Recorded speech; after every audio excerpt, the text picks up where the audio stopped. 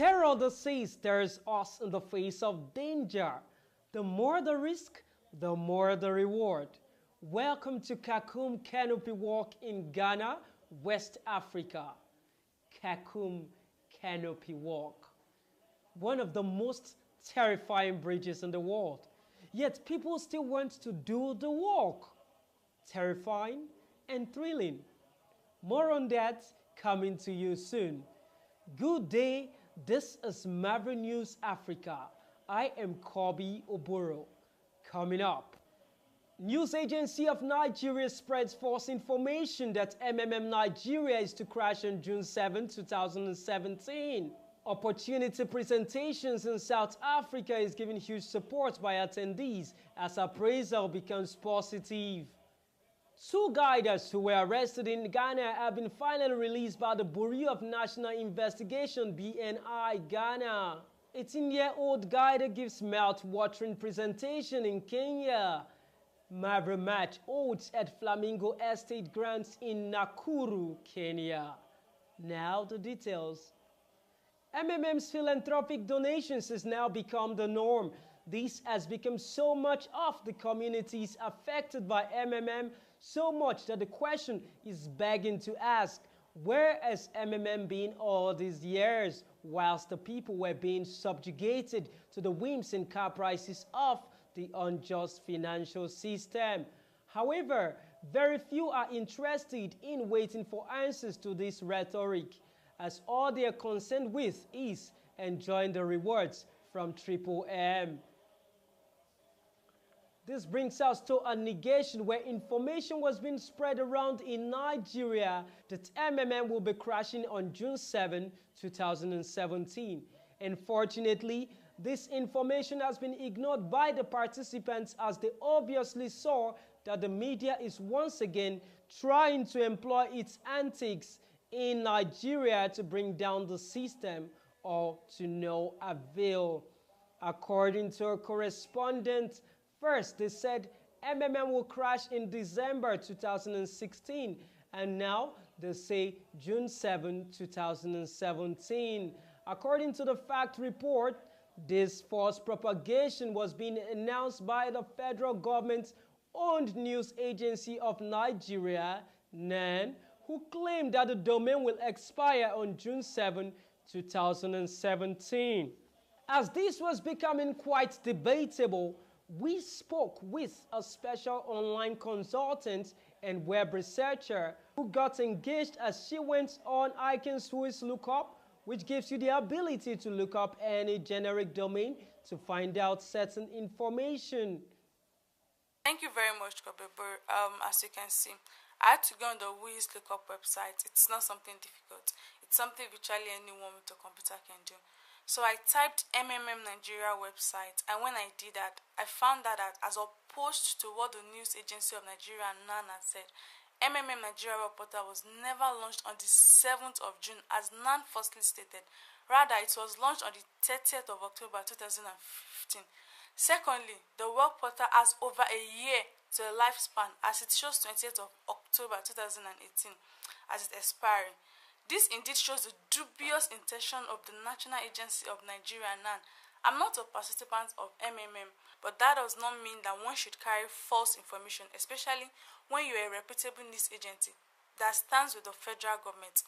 It obviously shows that the government is trying to quell MMM in Nigeria, as it seems to be disrupting their financial corruptible modus operandi.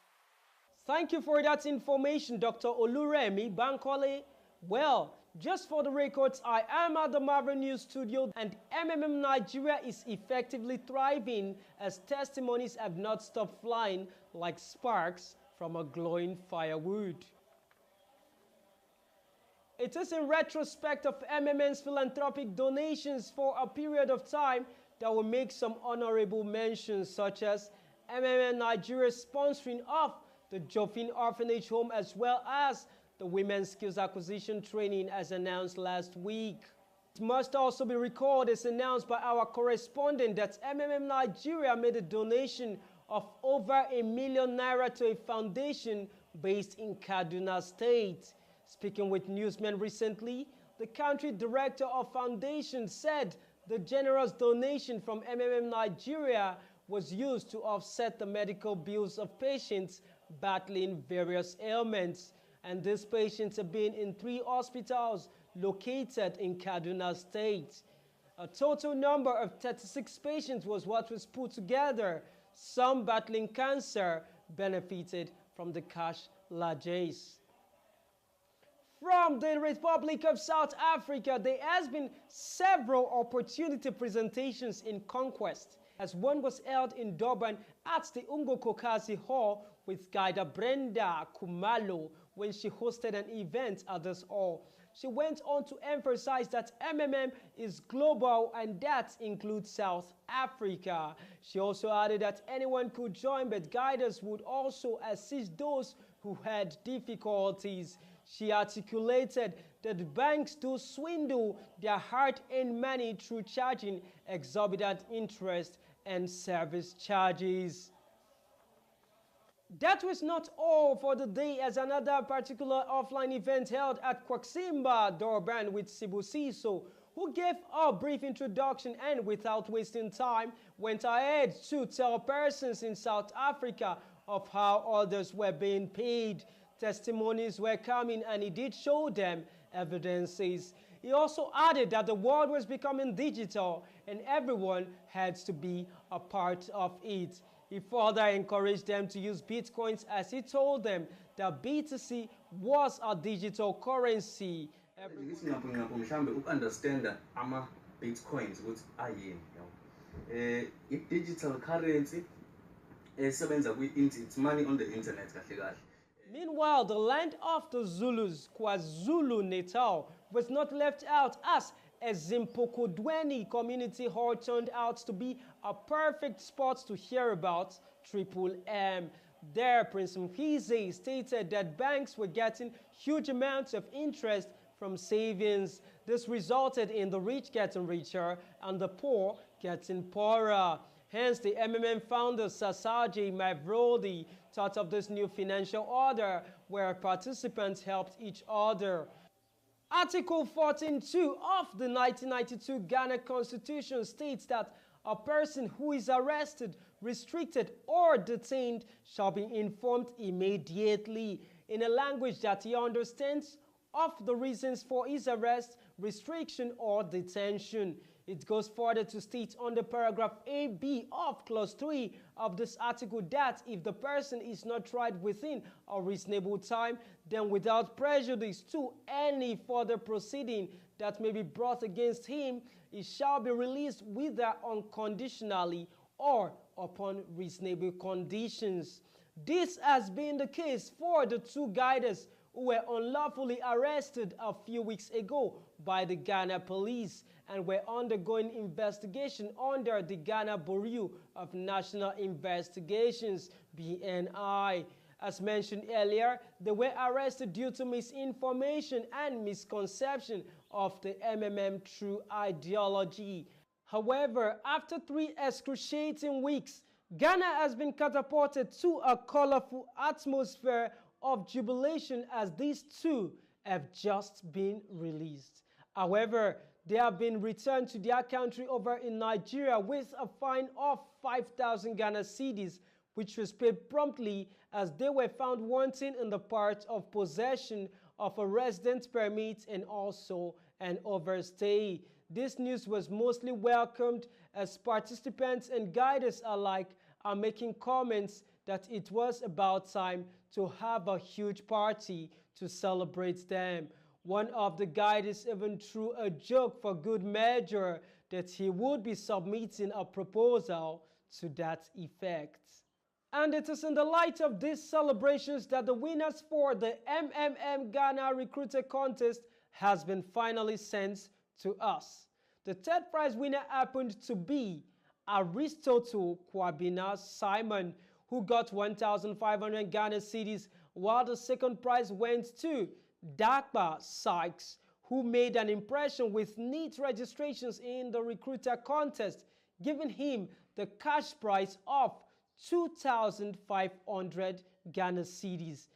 However, the first prize, which had several contenders, was declared null and void when the participants were found wanting due to fake accounts creation and several such misdemeanors found on them. With this, the date for the recruited contest event celebrations has been fixed for Saturday, the 24th of June, 2017.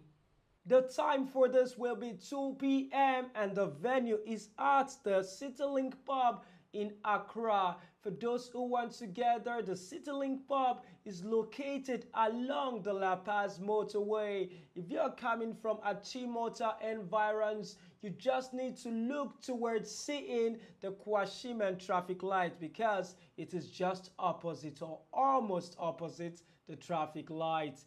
I would love to be there, and this is also a clarion call for all guiders to ensure that they inform their participants and also inform their guiders alike that they should be there. Each one tell one. It is also expected that guiders and participants will turn out in their numbers to dance the new dance known as MAVRO dance. MMM has continued spreading its outstretched wings and tentacles all over Zimbabwe. Rukawo Hotel in Chegutu had a positive experience as Triple M guide Tapiwa Nyawo presented the MMM ideology to those who responded to his invitation. According to Tapiwa, people are still blinded by the events that took place in 2016 that led to a pause mode. For those that were present, Tapiwa did a good job in dismissing their fears, stating that there was no need to worry as long as they understand the ideology. He also told them that one has to note that when providing help, we are helping each other, and the key word is donating. No one feels a loss when donating. Instead, it's a good deed done. MMM has no guarantees, and that is laid down for us every time we click the Provide Help button. He concluded that these presentations are hosted for all participants so they can understand what they are getting themselves into. An awakening call was what the people in Nkayi needed to their financial status as a fully packed hall of Nesikwe community came to hear the good things of MMM and of course its tidings and ideology in a presentation hosted by the 18-year-old MMM guider Michael Takarua. He was an inspiration to many youngsters who braved the cold weather and attended this presentation. He explained all the pros and cons of MMM, making sure no stone was unturned. He stated thus, "We are a community, not a bank, and we only participate with spare money. MMM and our founder, Sir J. MAVRO, does not collect money from us, and there is no central account to deposit to." Attendees listened attentively as Guide Michael explored in detail the brief facts on how MMM has helped millions of people to become financially independent. Aside MMM, football is one game that has brought persons together from all spheres of life, irrespective of their status, race, or creed. A situation where those two are put together would definitely lead to a wonderful fruition, and who would spice it up better than the tenderness of ladies? In Nakuru, Kenya, Team N members put together an MMM Ladies MAVRO match at Flamingo Estate grounds where teams came out in full regalia representing MMM in a friendly match that lasted 2 hours. This has been a trend and MMM matches have caught the public eye. Many look forward to them, and now a lot of testimonials coming from quick get up of the current system is the news which goes around, and this has been quite encouraging. What however made us more interesting was that even as the players tapped the spherical ladder, information was delivered over a public address system on MMM's benefits and how it has benefited Kenyans. And here in Kenya, people have become millionaires courtesy of MMM. In less than 1 year. Team Q presentation, which was headed by Guider Edward Asu at Mwananchi Hotel, Kericho, Kenya, also had a positive tale. According to information reaching us, there were challenges as the guiders were thrown torrents of questions on the partial PH, which was taking long to be attended to. Though they had a rough time explaining, everything was finally smoothened as the explanations were well understood and confidence was garnered from many. Worthy of mention in some light was also the MMM match at Itanga Grand Muranga, Kenya, with Team E, where they spoke of the MMM Kenya ideology, the importance of joining the community, and how to provide help and get help using Pesa and Bitcoin.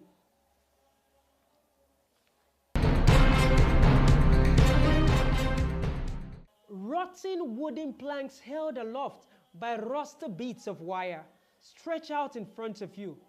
You reach out for a railing to steady yourself, but all you find are two threadbare ropes. The howling wind blows the rickety footbridge from side to side. Somewhere below you lies the forest floor. You don't even know how far. Welcome to special places. Welcome to African Moments. Welcome to Kakum Canopy Walk, Ghana. These footbridges soar above the forest floor in Ghana's Kakum National Park.